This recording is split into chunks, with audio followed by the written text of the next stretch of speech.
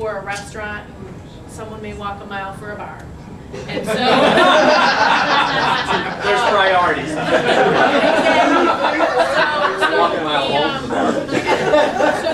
There's the challenge. There's the challenge of how far away is the parking. There's some parking lots that are underutilized, and I know there's the one I want to say behind where the Quiznos is that's not as used as much. So we looked at all that thing, but that would involve a shuttle program to shuttle people from those parking lots over. Also, a couple things were brought up that would require different zoning different. The concern is parking doesn't work when you spread horizontally because people don't want to walk that far, and plus, that looks horrible. Parking works better, and study after study, and I've been reading a lot of stuff, parking works better when you go vertically. And I just wanted to applaud you when you first started talking. Can we come to some kind of solution? Because that's what we're talking about. I just wanted to speak to that for a second. It wasn't until earlier today that we found out that the voting on the bond debt for the municipal complex is being postponed. That's why we were rushing some of this stuff. That's why we're pushing this, because it is so important that we switch some priorities. And I'm not, the DDA is never been saying don't do anything else. The DDA is just saying we got to do this first. And that's why we've been pushing this and pushing the community forum, because we need something to happen now. Springtime comes, end of March comes, and Diablo's opens. That Troy is going to be a mess. There's going to be no parking there. Springtime comes, and all the outside patios open.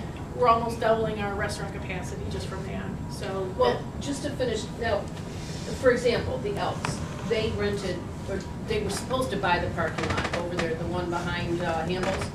However, that didn't work out, so they paid Trio to have the Elks patrons come, and they give a drink ticket. This is just a workable, it doesn't have to be studied, nothing like that. It does come down to money.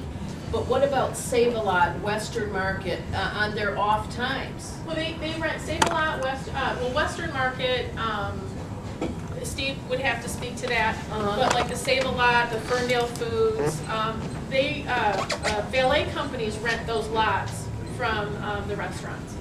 So the valet companies do use that to expand parking. So yes, we are using everyone who will work with us gets pulled right in.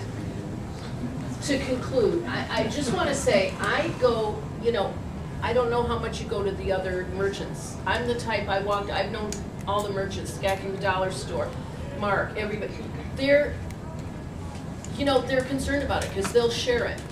But at times, negative things get brought up, but they're patient. But then it's time for the pub crawl. No offense. There's time for, and all this, and to bring endless amounts of crowds in.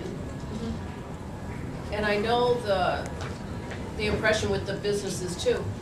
We've just got to do something within a couple months, something. Agreed. And I lived in a town in Petoskey, this worked, it's not for real, but they had little boxes, it's a little thing. You get a ticket, you just go in your wallet, you pay it, it's a box, it's a one-day thing. You can lock it, whatever. Yeah. They used to do it in Detroit. Yeah, and it's just the fact of urban, Hi, Ed Lane, digital manufacturing business here for 2 years in Ferndale. I love it. I have, it's affected my business. I haven't cried about it or anything. Listening here tonight, it sounds to me like the city of Ferndale finally has a great solution. But what's it going to take for us to get that plan?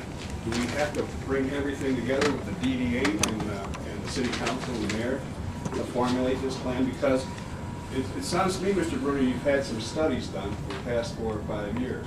Are we off the studies now? Can we move forward? Or? Yeah. Studies don't get buildings built, I understand, but they give you ideas. Yeah, we've identified the locations of where the parking decks ought to go on the east and west side. And so now what we need is a financial plan. Like I said, I directed my parking committee to come up with a financial plan during this year's budgeting process. It's always been my intent to to do that, and we'll do it. So, well, I guess I'm the type of guy that I hear something going on, and I'm not gonna complain about it unless we got a solution for it, you know, that's the way I see it. We get the solution seems to be the plan, bringing everything together, finding out how much it's gonna cost. Lady mentioned TIP funds from what, Oakland County, and then you're saying that the parking funds are coming, what is the gross revenue of the parking funds? Oh, jeez, the auto parking fund, I think the whole fund is, I wanna say it's in the 400,000s. Okay. Is that, am I right? A little bit more than that, I think it's in the fives. Okay, it's $500,000. $500,000. Give or take, yeah. And, I mean, let me make my position clear on this too, because I think this is one important difference between my opinion, and the council can take it or leave it. Ultimately, it's up to them. Speak up, please. Yeah, we can't I'm hear you. sorry. Yeah, you get it. Oh, leave it. You have to use, Councilman, leave it. Use your scary voice. Council chamber voice. Outdoor voice. I've checked your bar around, voice. There you go. and every other publicly owned downtown parking structure in the state of Michigan that I have identified has been built with a combination of 3 sources. The parking revenue that people pay to park there, DDA revenue, which that's what when we're talking about TIF, we're not talking about Tiffany Gagne, we're talking about tax increment financing. And now, how many people here can tell me what tax increment financing is? Anyone? All right.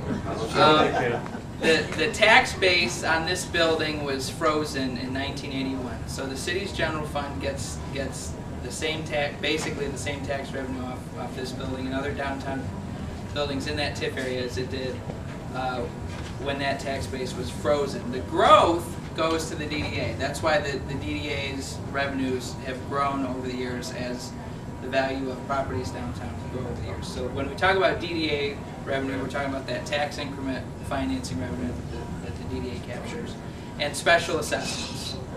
So those are the 3 revenue sources that cities have used to finance downtown parking structures in the past. Although no one from the DDA has explicitly said so here tonight, it is my understanding that the DDA would like some general fund revenue to help pay for the downtown parking structure. Now that's not illegal, I just happen to think it's a bad idea. Yeah, it seemed that the city of Ferndale is running into a deficit. You guys just got to work out the public services, which I understood. And that is precisely why it's always been my intent to hash this out during the budget process, because it's difficult to, talk about priorities in a vacuum. Today we're going to talk about this priority. Tomorrow we're going to talk about that priority. Now that the decision on the municipal building project has been delayed, we can hash it all out during the budget process. Only one other thing, and I've talked to a few residents, and I hear a lot of talk about enforcement. Enforcement on our busy weekends, with parking down the street or in driveways or something, I think that would have to be increased because your ordinances are written for a reason. Okay, I'm not chastising the Ferndale Police Department or the city. I'm just saying that when I talk to my counterparts or other photographers that state that they've paid $12 and 2 tickets for the whole year, that's amazing. And they've parked out front for the whole year. And I start to say, well, something's got to be done. If it's not the police who are protecting the city and the public, maybe it's a privatization to go around and start writing the tickets. I know it may not be a friendly thing to do, but I think it is a very wise thing to do. At least to take a little pressure off the neighbors. Yeah, no, I think we have to do a better job with enforcement. But one of the things that we have to do in connection with that is stop diverting the ticket revenue to the general fund. Because as I said earlier, you're paying enforcement wages out of the auto parking fund, but the revenues that their tickets generate is going to another place. So if we crank up enforcement now, it's although the enforcement itself would improve, the money situation is still disconnected. What does it take to fix that right now? What does it take? A vote of the city council. Okay, so that can happen at the next city council meeting. Why not? Can't you put it on the Go ahead. agenda?